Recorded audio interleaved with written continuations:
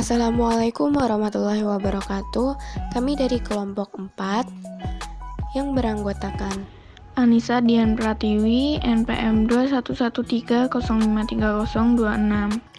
Olia Dwi Bazlina, NPM 21130531175. Farah Sesmiati, NPM 2113053267. Dwi Rahma Yuliana, NPM 2153053031. Di sini kami akan menyampaikan materi tentang keterampilan berbahasa dengan fokus membaca.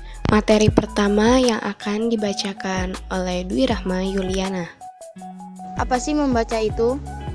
Menurut Swedarso, tahun 2005, membaca adalah aktivitas yang kompleks dengan mengerahkan sejumlah besar tindakan yang terpisah-pisah.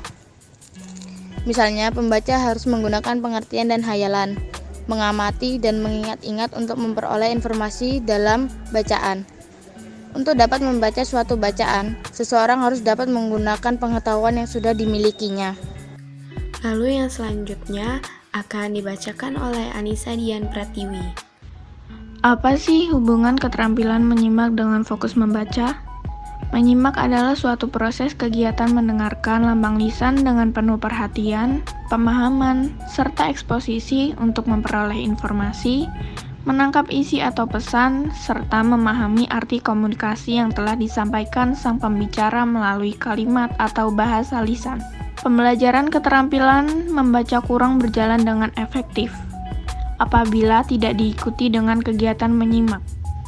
Karena dalam kegiatan membaca membutuhkan pemahaman kata yang cukup, banyak dari bahan penelitian yang diperdengarkan kepada siswa. Pemahaman kata dalam menyimak sangat terbatas, dapat menyebabkan kesulitan bagi pembaca.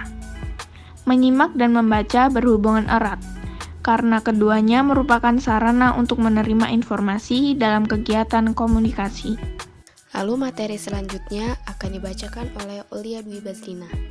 Lalu apa sih hubungan keterampilan berbicara dengan fokus membaca? Berbicara dan membaca itu berbeda jenis, sarana, dan fungsinya. Akan tetapi berbicara ini sangat erat kaitannya dengan keterampilan membaca dan menyimak. Nah, semakin banyak orang yang membaca, semakin banyak pengetahuan yang dimiliki untuk menambah wawasan. Lalu hubungan-hubungan antara keterampilan berbicara dengan fokus membaca yang pertama yaitu performasi atau penampilan membaca sangat berbeda dengan kecakapan berbicara.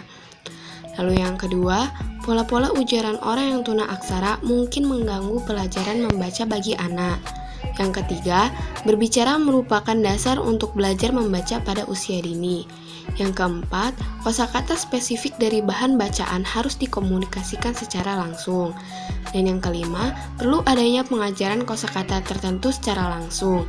Artinya, jika terdapat istilah kosakata baru, hendaknya guru itu mendampingi dan memberikan pengertian agar seperti yang diharapkan sebelum memulai kegiatan membaca. Apa sih hubungan keterampilan menulis dengan membaca itu? Ketika hanya mendengarkan apa yang disampaikan atau hanya melihat saja, maka daya tangkap murid terhadap materi yang disampaikan sangat kurang.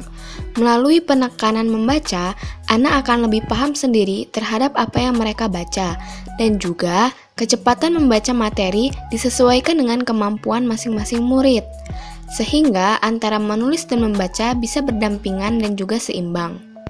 Menulis dan membaca adalah dua buah kegiatan yang saling berkaitan. Kegiatan menulis perlu dibiasakan dan dilatih sejak dini, sehingga kreativitas yang dimiliki oleh seseorang bisa disalurkan dengan baik. Agar memiliki pengetahuan yang luas, untuk itu perlu adanya kegiatan membaca, sehingga seseorang juga memiliki penguasaan kata yang cukup dan dapat menyampaikan idenya dengan pemilihan kata yang benar dan tepat. Contohnya, di sekolah masih banyak anak yang belum terlalu menyukai kegiatan menulis, karena anak masih merasa tidak memiliki kemampuan dalam menulis, atau masih tidak tahu apa yang ingin dia tulis, sehingga terkadang anak di sekolah ada yang belum pandai untuk menulis dan juga membaca, dikarenakan ketidaktertarikan terhadap membaca dan menulis. Selanjutnya, kesimpulan yang akan disampaikan oleh Farah Sesmiati. Nah, dari materi yang sudah kita jelaskan sebelumnya, dapat disimpulkan bahwa membaca adalah aktivitas yang kompleks dengan mengerahkan sejumlah besar tindakan yang terpisah-pisah untuk memperoleh informasi dalam bacaan yang dilakukan oleh pembaca untuk memperoleh pesan yang akan disampaikan. Keterampilan membaca kurang berjalan dengan efektif apabila tidak diikuti dengan kegiatan menyimak. Agar memiliki pengetahuan yang luas, untuk itu perlu adanya kegiatan membaca, sehingga seseorang juga memiliki penguasaan kata yang cukup dan dapat menyampaikan idenya dengan pemilihan kata yang benar dan tepat.